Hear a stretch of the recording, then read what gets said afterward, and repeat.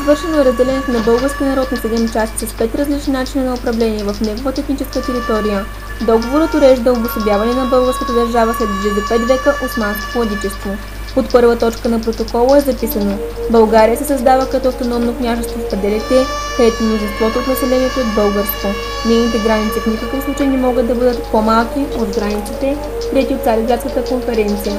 Тя ще плаща данък, ще има народно християнско правителство и местна милиция. Османската армия там повече не ще се намира. 3. 1, 2, 3. На меня подналась Северная Добруджа. Искала Пирот или Северная Добруджа? Нет, Пирот за Северную Добруджу нет. А вы хотите Македонию за Северную Добруджу? Македония. Ну почему? Аз даде Пирот за Македония, Македония за Северная Нет, я. Македония Нет. и Източна Румелия са турски. Аз даде Пирот, Ниш и София. Добре. Македония за Вы Северная хотите все? Добруджа. Нет, не может так. Македония и Източна Румелия. Почему? Бейте. Крайният резултат от Берлинския конгрес е, че България е разделена на 5 части. Северна Добруджа е дадена на Румъния, Пиротско на Ниш. Източна Румелия и Македония е върната в Османската империя. А за нашето княжество остават Северна България и след ожесточени спорове София.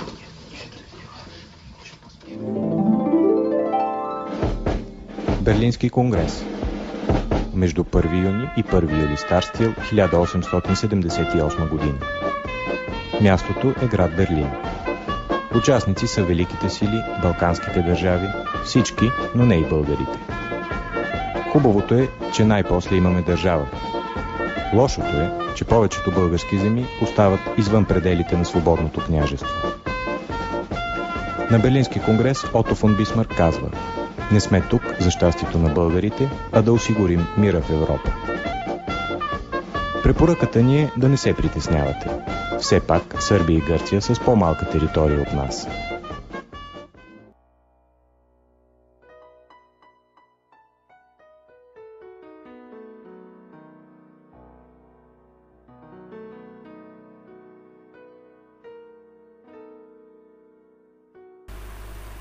Западните велики сили реагират остро на този договор, като обвиняват Русия в едностранно разрешаване на източния въпрос, свързан с подялата на Османската империя и контрола на Близкия изток. Великобритания, Италия и Франция се обявяват против излъз на България на Бяло море и подозрение с това, че Руската империя ще опита да контролира средиземноморския трафик. Англичаните обявяват предвоенни действия и започват съставяне на 2 военни корпуса, които да атакуват през Суецкия канал и Индия.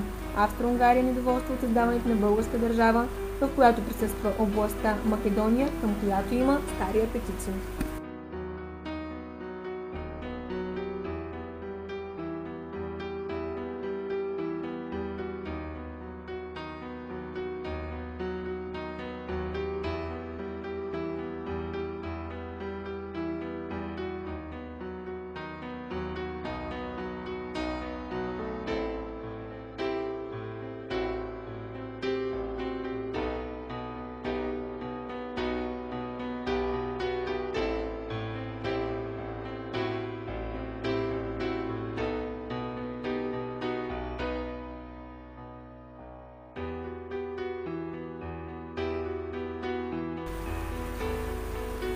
Неуспехът на делегацията на Игнатиев поставя Русия в непосредствен конфликт с западните велики сили.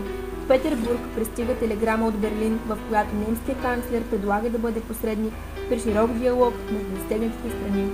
Условието е войските на враждуващите страни да бъдат изтеглени на равно разстояние до Истанбул.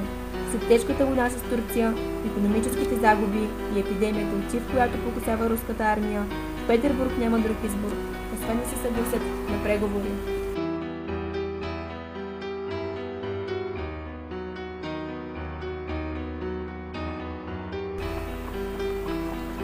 На 27 април 1878 г. руското правителство взема решение да изпълни исканията на Австро-Унгария относно България с цел да избегне конфликт. Главни противници на решението са граф Игнатиев и канцлерът Александър Горчанов, но мненията им не се поставят на дневен ред.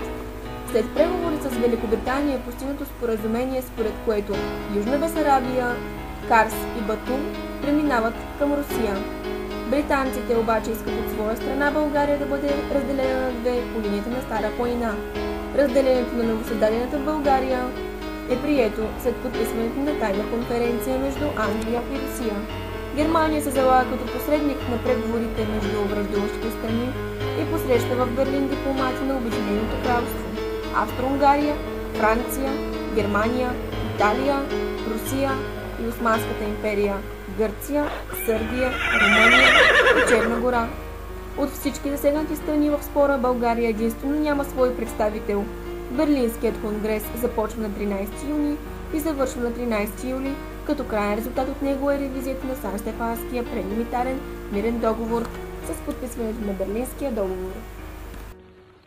Чуйте какво пише Зия Ефенди от Пашмакли. До главатаря на въстаниците Петко Ефенди. Саатлю Петко Ефенди. Вие сте завладели самоуправно селата Широка лъка, Чепеларе, Кюкюркьой, Савтъще, Богутево, Дряново и други до точката Карабалкан, които граничат с селата в Шарк Румели, а именно Оряхово, Хвойна, Павелско и други, както върви линията от горната точка. От запад на изток южната страна на тази линия остава в Отоманската империя съгласно Берлинския договор.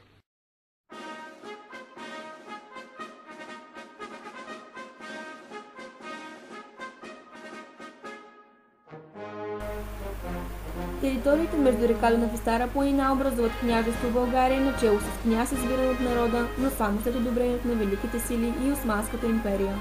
Княжеството получава правото да състави своя конституция, правителство и войска, но бива поставено под васална зависимост от Османската империя и се задължава да й плаща ежегоден данък.